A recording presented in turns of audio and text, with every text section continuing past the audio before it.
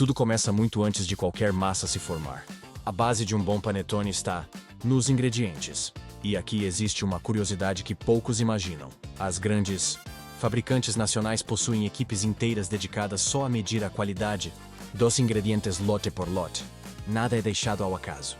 A farinha, por exemplo, é uma peça-chave. Parece simples, afinal pão é feito de farinha, mas neste caso ela precisa ter um teor de proteína específico. Por quê? Porque esse teor determina se a massa vai aguentar uma fermentação longa sem desmoronar. Se a farinha for forte demais, a massa fica elástica demais e quase impossível de trabalhar. Se for fraca, o panetone simplesmente não cresce. Por isso, muitas indústrias mantêm contratos fixos com moinhos que conseguem entregar sempre o mesmo padrão exato de farinha. O segundo elemento fundamental é o fermento, o verdadeiro coração do panetone. Embora cada marca tenha seu segredo, todas utilizam algum tipo de massa-mãe, ou levain, industrial, que é alimentada diariamente e precisa ser monitorada como um organismo vivo. E é exatamente isso que ela é. Milhões de micro-organismos transformando açúcar em gás, carbônico, álcool e ácidos, que dão aquele aroma característico que a gente ama sentir no Natal. Em muitas fábricas, essa massa-mãe está ativa há décadas e nunca foi totalmente substituída. É como uma linhagem viva que acompanha a tradição e evolução da marca.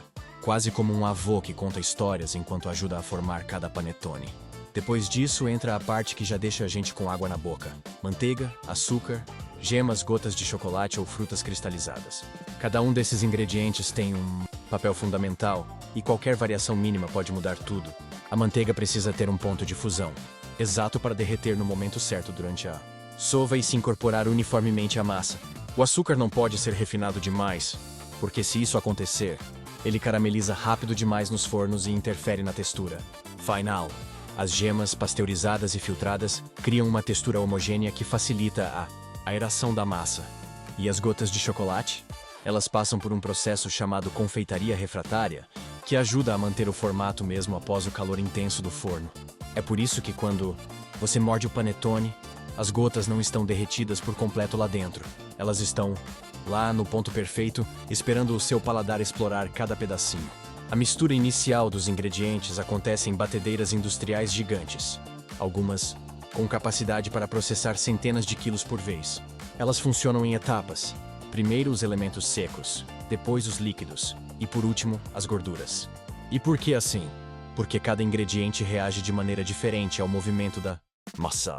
Se tudo fosse colocado de uma vez, a textura final seria imprevisível, algo que a indústria simplesmente não pode permitir quando está produzindo em escala gigantesca.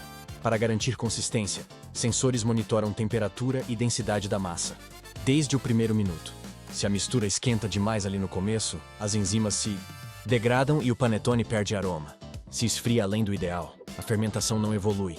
E, acredite, na Cacau Show e nas maiores fábricas do Brasil, apenas essa etapa inicial pode processar mais de 1 tonelada de massa por hora. Mesmo assim, quando você observa de perto, a sensação é de um processo surpreendentemente delicado. A massa cresce devagar, respira, forma bolhas, ganha elasticidade. É como assistir um organismo ganhando vida. Logo após a mistura, vem o período de hidratação, onde a massa é deixada em grandes cubas de descanso para se tornar mais flexível. Esse momento é crucial para definir se o panetone ficará macio ou denso. A água precisa se distribuir por toda a estrutura do glúten, e isso exige calma, precisão e tempo. Aqui começa uma das etapas mais impressionantes de toda a produção, a sova industrial. Se no processo artesanal os movimentos são repetitivos e lentos, nas fábricas o trabalho é executado por máquinas planetárias gigantes, com pás que giram em diferentes eixos simultaneamente. Esse movimento cruzado cria um efeito de esticamento contínuo, fortalecendo as redes de glúten enquanto incorpora ar na massa. O resultado é aquela estrutura macia e elástica que todo panetone precisa ter. Uma estrutura que vai permitir que ele cresça para cima e não desabe ao ser cortado. E existe um detalhe técnico fascinante. Sensores instalados nas laterais das batedeiras monitoram a resistência da massa em tempo real. Quando ela atinge o ponto ideal, a máquina reduz a velocidade automaticamente para evitar que a massa quebre. Durante essa fase, ingredientes delicados começam a entrar. Nos panetones de chocolate premium, por exemplo, um creme especial de chocolate é incorporado. Em outros, chocotones, milhões de gotas precisam ser distribuídas de forma absolutamente homogênea. E para isso existe um processo chamado incorporação tardia, no qual as gotas são adicionadas quando a massa está quase pronta. Assim elas não derretem, não formam pasta e não mancham a massa. Depois da sova, a massa segue para a primeira fermentação. Em câmaras controladas, temperatura e umidade são ajustadas com precisão para que as leveduras trabalhem no ritmo ideal. Se a câmara estiver apenas primeiras acima ou abaixo do planejado, a textura e o volume final podem ser comprometidos. E aqui está um segredo: a massa nunca pode ser manuseada de forma brusca depois desse ponto. Movimentos fortes podem expulsar as bolhas de ar formadas, afetando o volume final. Por isso, a transição para a próxima fase é toda automatizada. Rampas de aço inox e esteiras transportam a massa com o mínimo de impacto possível até as máquinas divisoras, capazes de fracionar centenas de pedaços por minuto, cada um exatamente com o mesmo peso. Essa precisão é essencial. Se um panetone pesar menos, o consumidor percebe. Se pesar mais, a indústria perde dinheiro em escala gigantesca. Em seguida vêm as boleadoras, que giram cada pedaço para criar uma superfície lisa e uniforme, preparando a massa para crescer de modo estável dentro das tradicionais formas de papel. A segunda fermentação acontece já dentro dessas forminhas, alinhadas em bandejas enormes que seguem por túneis de crescimento. A massa cresce até atingir o volume final, criando aquele domo característico que a gente adora ver. Essa fase pode levar horas e varia de acordo com as condições do clima externo. Em dias muito quentes, a umidade interna precisa ser ajustada para evitar que a superfície resseque. Em dias frios, as máquinas trabalham dobrado para alcançar o nível ideal de crescimento.